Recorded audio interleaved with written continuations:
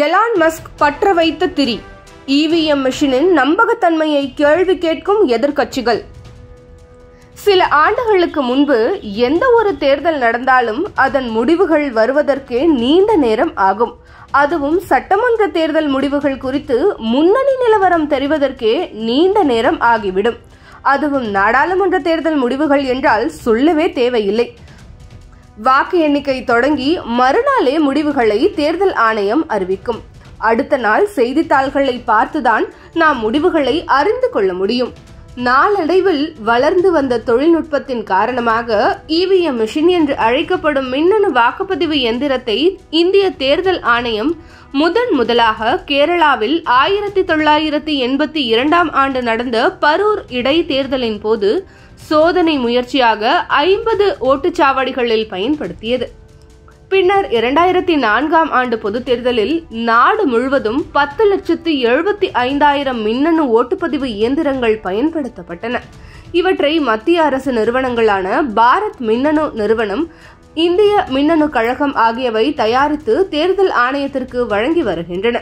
இதன் காரணமாக எந்த தேர்தல் முடிவுகளாக இருந்தாலும் காலை 10 மணி முதல் 12 மணிக்குள்ளாகவே தொண்டர்களின் பட்டாசு வெடிக்கும் சத்தம் மூலம் அறிந்து கொள்ள முடிகிறது.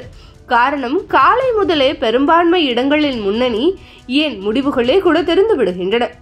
இது ஒரு புறம் இருந்தாலும் அரசியல் கட்சிகள் தாங்கள் சார்ந்திருக்கும் கட்சி தோற்கும் போதெல்லாம் மின்னணு வாக்குப்பதிவு இயந்திரத்தின் நம்பகத்தன்மையை கேள்வி கேட்பதும் தேர்தல் ஆணையத்தை விமர்சிப்பதும் வாடிக்கையான ஒன்றாகிவிட்டது. அதற்கு தேர்தல் ஆணையமும் சளைக்காமல் எந்திரத்தின் செயல்பாடு குறித்து நிரூபிக்கும்படி அரசியல் கட்சிகளை கேட்டுக்கொண்டும் இதுவரை எந்த அரசியல் கட்சியும் நிரூபித்த பாடில்லை.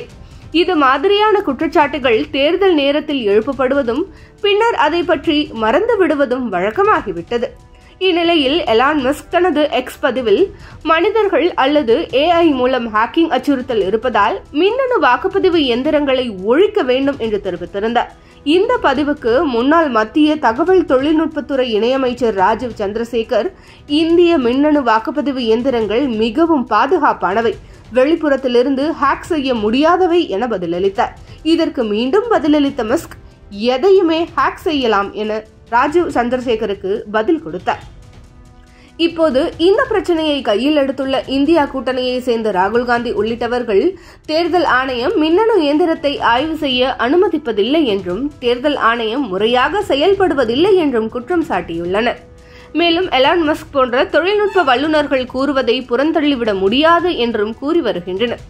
தொடர்ந்து இவிஎம் மிஷின் என்று அழைக்கப்படும் மின்னணு வாக்குப்பதிவு இயந்திரத்தின் நம்பகத்தன்மை குறித்து அரசியல் கட்சியினர் கேள்வி எழுப்பி வருவதால் இது குறித்து தேர்தல் ஆணையம் தொழில்நுட்ப வல்லுநர்களை கொண்டு இயந்திரத்தின் நம்பகத்தன்மையை உறுதி செய்து இந்த பிரச்சினைக்கு முற்றுப்புள்ளி வைப்பதால் மட்டுமே இந்தியா போன்ற மிகப்பெரிய ஜனநாயக நாட்டில் நடத்தப்படும் தேர்தலுக்கு சர்வதேச அளவிலும் அங்கீகாரமும் மதிப்பும் கூடும்.